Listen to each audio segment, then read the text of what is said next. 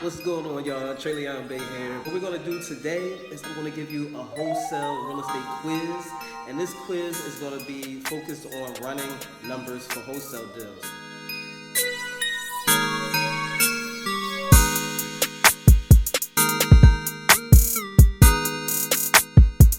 I got something special for you today. Don't I say that every day, right? But no, this one is really special because it's something different.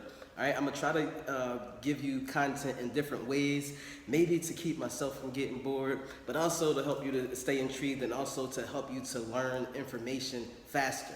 And I truly believe that you can learn information faster when you actually are all the way involved and taking action. Okay, so if you like this type of content, if you feel like it's useful, if you learn something different, just give me a like down there, hit the like button, or leave a comment, and so that way I know that you guys like this type of content, and I'll do some more. Okay, so this quiz is about running numbers. I'm going to share my screen with you so that you can actually see the quiz, and let's go through it together. All right, let's go. All right, guys, welcome to the quiz. This is the running numbers for wholesale deals quiz. We're going to go through it really quickly. So if you're someone who's an A student, you already know how to run numbers like the back of your hand, then you're going to be able to breeze through this. If you're someone that's struggling a little bit to run numbers, then you're going to find where your weakness is. And if you're someone who's just beginning to start running numbers for wholesale deals or for real estate deals in general, then you're going to see, you're going to learn some really basic foundational methods that you can use to start building upon you actually going out there and running numbers and structuring deals. Okay. All right. So without further ado, let's jump right into it. Here's our subject property that we're going to be discussing today. The address is 1974 Beecher Road, Southwest Atlanta, Georgia. Right now, it's currently for sale for $169,000. It's a 5-bedroom, 2-bathroom home, 1,500 square feet. This home is actually really a 4-bedroom, 2-bathroom, but they're using a bonus room as a 5-bedroom. So sometimes you can use 4-bedroom, 2 bathrooms as a comparable for this home. All right, so really, also it's been on the market for a long time, almost a year. So let's say this is a motivated seller. Let's also put into perspective that this home needs about 15,000 in repairs. Now we're going to do a lot of hypothetical situations with these particular homes because it's a quiz. So we're going to assume that this home has we're going to assume that the other comps that we're going to use, we're going to assume that they're recent comps. We're also going to make a lot of assumptions as far as the condition of this home and the comparables homes. Okay, so our assumption with this home is that it needs about 15,000 in repairs. When we went and we went actually assess the property, even though it looks like it's moving ready in good condition, we saw some things that you can't really see with the eye as far as some of the major things with the home. Let's say the air conditioning, the AC, the HVAC, some problems there. And let's also say that there was some problems with the ceiling and the roof that we'll need to repair. And so we estimated about 15,000 in repairs that's needed for this subject property. So here's our subject property that we'll actually be considering purchasing today. All right, so you're the cash buyer right now for this property. We have a homeowner here that's motivated. The house has been on the market for almost a year now. And so they're motivated to sell. So now we have to structure this deal. But first we have to evaluate the property to see if this price that the seller is actually looking to sell the property for, whether or not it's the actual value of the property. Okay, now it's our job to be able to come up with the value of the property. We're not going to leave that up to a Zestimate with Zillow. This is usually way off the mark. They've already dropped the price by 9,500 for this particular home. So they're getting more motivated as they're starting to see that the price they originally wanted probably isn't the price that they're going to sell this house for. All right, so let's get this house sold. Okay, all right, let's get this house sold for the price that we need to buy it at as investors, or our network of investors would like to purchase this house for. All right, so this is our subject property. Let's jump right into quiz question number one. Quiz question number one is, which comp doesn't belong? So we're going to go through the comps here. Again, this is our subject property here, 5 bedrooms, 2 bath, 1,500 square feet. Here's subject property number one, 1468 West Ridge Road in Southwest Atlanta, Georgia. It's 4 bedrooms, 2 bathrooms, around the same square feet as our property here. And it's sold for $169,800. There isn't really any photos to go along to see the inside of the property. The next property that we have, it's sold for $199,900. It's a 4 bedroom, 2 bath as well. And let's see, we have a few pictures here that we can scan through Looks like it's in a nice updated condition. The next comparable that we have is 1997 Beecher Road, Southwest Georgia. It's a 3-bedroom, 2-bathroom, and it's for sale right now for $269,000. As you can see, it's really updated with some nice high-class finishings. Someone did a really good job flipping this home here. The next comparable that we have here is 1649 Beecher Road. It's sold for $155,000, and it doesn't have any photos for us to compare the inside of the home. Then we have 1399 Wichita Drive. It's a 2-bedroom, 1-bathroom. It's sold for $54,900. The next comparable we have is 1391 Lockwood Drive, 5-bedroom, 2-bath, and it's sold for $32,700. And the last comparable that we're going to use today for our quiz is 2039 Rector Drive, Southwest, 4-bedroom, 2-bath, 1620 square feet. No photos for us to take a look at. So we have 7 comparable properties. Let's go back through them one more time so you can decide which comp doesn't belong. Okay? So again, this is our subject property, 1974 Beecher Road. Here's comparable number 1. Here's comparable number 2.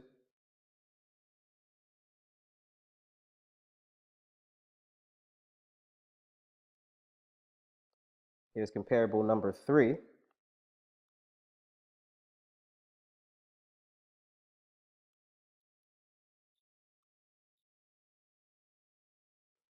Here's comparable number 4. Here's comparable number 5. Comparable number 6. And comparable number 7.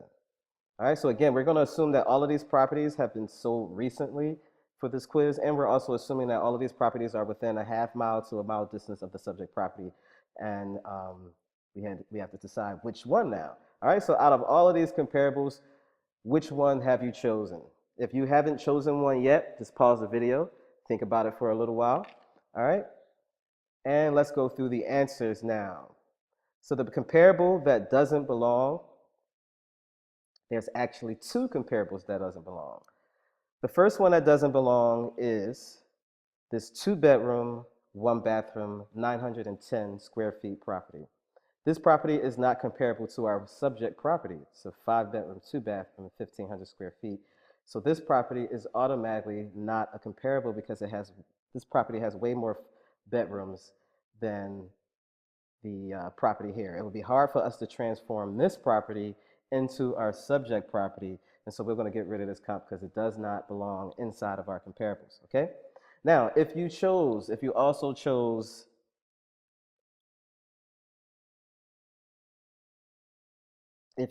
chose this property here, you are also correct. This property doesn't belong as one of our comparables because it hasn't sold as of yet. It's for sale right now. So it's not really a sold comp that we can use for the valuation of our subject property because it hasn't sold yet. Now, once it does sell, then we can use it as a part of our comparables, and it will help out our numbers as far as ARV is concerned. This person did do an awesome job in flipping this property, but we don't know for sure whether or not they're actually going to get their sales price that they're looking for. So we'll have to wait and see with this property so it actually isn't a comparable. So let's just move this over to the back. All right, so that's question number 1. See if you got those right. Hopefully you caught both of those. Let's move on to question number 2. Question number 2 is which comparable is a retail comp to use for calculating the ARV? All right, so hopefully you know what a retail comp is, and that's a comparable that's usually as fixed up as possible, or it's at least purchased by a single family, a family who's purchased it with a mortgage at the highest price possible, and we'll use those comparables for our ARV. All right, so let's go through again. Here's our subject property, and here's our choices with the homes. Comparable number 1, comparable number 2, comparable number 3, comparable number 4, and comparable number 5. We've already decided that this one hasn't been sold yet, so we're not going to use it as a part of our ARV. So again, we have 5 comparables to choose from, And the question again is, which comp is a retail comp to use for calculating the ARV? All right, we have comparable number 1, comparable number 2, comparable number 3, comparable number 4, and comparable number 5. So if you haven't decided yet, just pause the video while you think about it for a little while. Other than that, we're going to go forward and we're going to go with the answer. All right, so which comp is a retail comp to use for calculating our ARV? This is actually somewhat of a trick question because it really kind of it depends on who is the end buyer or who's the investor that's going to purchase this home. All right, so if you're the investor that's purchasing this home, you can do a few different end strategies, right? So let's just use the two main common end strategies, which is being a landlord, buy and hold, or being a fix and flipper. You're going to fix up the property and then you're going to flip it to a retail buyer. Either way, as an investor, of course, you have to make money from the property, but you're going to use the property differently. And let's say, for example, as a landlord isn't going to fix up the property totally to these type of standards. We can pretty much be for sure that a landlord usually isn't going to put in a lot of the nice finishing touches just to be able to get a renter inside. This is going to happen for a fix and flipper is usually going to want to take a home and do this type of work for it, right? A landlord doesn't mind keeping a home as a standard move-in ready home, for instance, just like these properties here. All right, so if we had to decide which one we can use for ARV, let's say overall, let's just talk about overall, not even talking about whether or not it's for a fix and flipper or a buy and hold person. Overall, you can use this one as a retail comp, comp number 1. You can use comp number 2 as a retail comp. Comp number 3 can be used as a retail comp. This one isn't a retail comp. Comp number 5 would be a retail comp. All of these are retail comps. So we can actually use comp number 1, 2, 3, and 5. That's 4 different properties we can use for retail. But if we want to be very specific and we're going after a certain type of buyer, let's say, for instance, we notice that in this area, there's a lot of fix and flippers that are just buying up homes left and right, or you have a lot of fix and flippers that are on your buyer's list that you're going to flip it to. You're going to do your numbers a little bit differently than what you would do with a buy and hold investor. If for instance, you're buying it as a buy and hold, or you have a lot of buy and hold investors on your buyer's list, you're going to do the numbers just a little bit differently. So if it's just for a buy and hold investor, I'm probably not going to use the this one here for a buy and hold investor because I know you're probably not going to put in the amount of repairs that are needed to make our subject property, this one here. You're probably not going to take this home as a buy and hold investor. I mean, as a buy and hold investor, you're not going to take that home and make it into this home. More than likely, a buy and hold investor isn't going to spend that type of money inside of the home, right? So I would immediately just use this one here, this one, and this one. These 3 comps would immediately be my buy and hold investors comparables to calculate an ARV. Now, if we're going to do it to a fix and flipper at that time, then we want to be able to use this house as what a potential fix and flipper can potentially do with our subject property, right? So our subject property that looks like this, a fix and flipper is going to have to put in more than $15,000 that we said originally for our repairs, right? The fix and flipper is immediately going to have to put in more than 15. They're going to put in 25, 30,000 in order to create this type of home with our subject property. And so, yeah, the fix and flipper is going to be able to get more on the sales price, but they're going to have to put more into the home. And so we would calculate the ARV totally different for fix and flippers or for cash buyers. And that's us getting real exact with the numbers, right? But overall, if we're not talking about a specific type of end buyer, then we can use all 4 of the comps for our ARV. So you could have chose any of them, comp number 1, comp number 2, comp 3, and comp number 5. You could have used any of those to answer the question, which comp is a retail comp to use for calculating the ARV. All right, let's move on to question number 3. Which comparable was a cash sale transaction? All right, which of these comparables that we're looking at was a cash sale transaction? Was it comp number 1, comp number 2, comp number 3, comp number 4, or comp number 5? All right, so if you haven't gotten the answer yet, just pause the video, think about it for a little while, come back and come up with your answer. Other than that, we're going to move forward with the answer to this question, which is which comparable was a cash transaction. All right. Now, this property was actually a cash transaction. How do we know that, you might ask? Well, the property sold for $32,700. It's really hard for an investor to get a loan, a bank loan, a hard lending loan. It's hard for you to get a loan for this amount of money. More than likely, this was a cash sale sold to an investor who, they can do a lot of things with the property, whatever their end goal is. But we do know that it's going to be hard for you to get a loan for less than $50,000, definitely less than $100,000. Um, Sometimes it's just really hard for you to get a mortgage. And so we can pretty much assume that this was a cash transaction purchase for this home. All right, so if you answer this one, that would be the best answer for that quiz question. All right, let's move on to the next quiz question. What would be your first cash offer to the owner of this home? Again, we're assuming that this home needs $15K in repairs for this particular question. All right, so we went through and we went through exactly which comps we would use to calculate our ARV. And so what I want you to do is do that now. Calculate what would your first offer be for this home if they needed $15K in repairs. These are some of the answers that you can use for multiple choice. Answer number 1 is $70K. Number 2 is $100K. Number 3 is $150K. And number 4 is $200K. What would be your offer? We're going to go through the comps again. We have this one here that sold for $169,800. We have the comp here that sold for $199,900. The comp here that sold for $155,000. The comparable here that sold for $32,700. And this comparable here that sold for $159,700. So pause the video, do the calculations now using these comparables.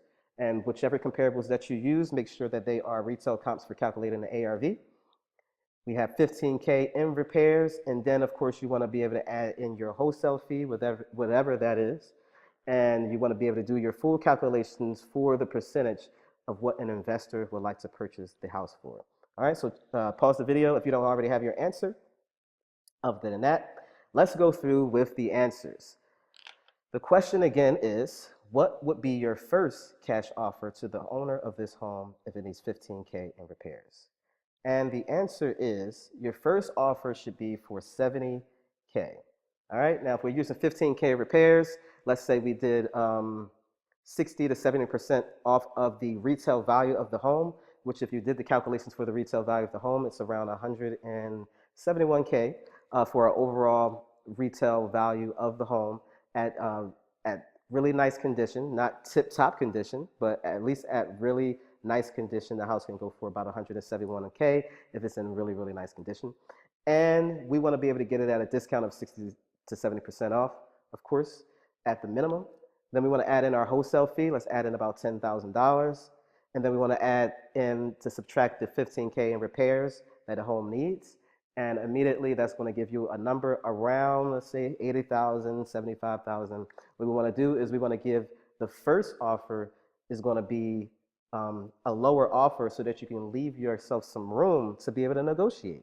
Okay, so I would recommend you give $70K to the owner.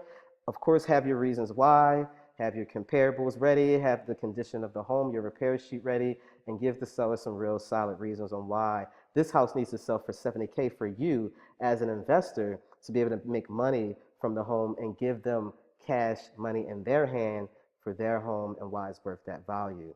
All right, and then it'll be a win-win situation. Other than that, as you go through negotiations, you can actually go up to as high as $100,000 for the purchase price of this home, depending on who the buyer is. And at that point, for $100K, you're probably going to have to go down on your wholesale fee. And then also you want to make sure that you actually have a buyer that's willing and ready that would purchase it for that price at that time. But this is probably, number 1 is the first one, and number 2 is going to be as high as you want to go for your maximum allowable offer. All right, so things to keep in mind. Now that we're done this quiz, we only have 4 questions with this quiz. The things to keep in mind is that a landlord's value for this property is probably going to be around $155 to $160K for a landlord because they're not going to put in as much money as a fix and flipper is to be able to bring the value of the home up. A fix and flipper can probably get away with about $199K for this property. We've already seen that someone has already sold a property that's in really nice tip-top condition with the bells and whistles. They sold it for that price, so it's more than likely a fix and flipper. If they did something similar, they probably can get a similar result. All right, overall average, the house can probably go for about 171K, just on an overall average. And then you also want to keep in mind that the active comp that we actually threw out to use for our ARV, that could actually raise the value of the property if and when this property sells. And so let's say this property does sell in the next couple of days for the exact price that the seller is looking for at 269. Of course, that's going to immediately bring up our ARV as soon as it sells, because we're going to be able to add that into our numbers, where before our highest number was at 199.9 for a fix and flipper. Now we can bring this one in for a fix and flipper, which immediately is going to bring the value of our property up. Okay, so there you go, guys. That's our quiz for the day. If you like this type of stuff, if you kind of learned valuable information during the quiz and the way that it's formatted, then I wouldn't mind putting out some more quizzes, doing some more content in this manner. We like doing quizzes and workbooks and things that actually keep you active and keep your mind going and challenging, so that you can actually retain the information as much as possible. This quiz is a general, it's actually really general for us to evaluate these properties. If you really want to learn how to evaluate properties as tight as possible, which will give you, not only will it give you the upper hand when it comes down to getting the deals because you know what you're talking about and you're solid, all right, it's also going to give you the upper hand when it comes down to negotiations with the seller, because you're solid and you know what you're talking about. You know the value of this home, what it's going to sell for, who's going to buy it, and you understand what's happening. That's going to give you negotiating power when you're solid. It's also going to give you power when you go to resell the property, because your buyers are going to know that you do numbers and you do them well, and you giving them the right information as far as them making the right choice for their investment. All right, so running your numbers is super important if you're going to be successful in this industry. A lot of people take this for granted. If you want to learn how to run numbers like a pro, I have a 3-hour course. You can go to our website, freedomlifestyleinvestors.com, and you want to grab the Deal Evaluator Pro course. It's called the Deal Evaluator Pro. Grab that course right now. If you had some problems during this quiz running numbers, definitely grab that course. It's at a killer price right now. Other than that, guys, again, hit the like button if you like this content. That way I know that you actually like it, and I'll start doing some more content like this. All right, peace out, guys. Have fun flipping these wholesale deals.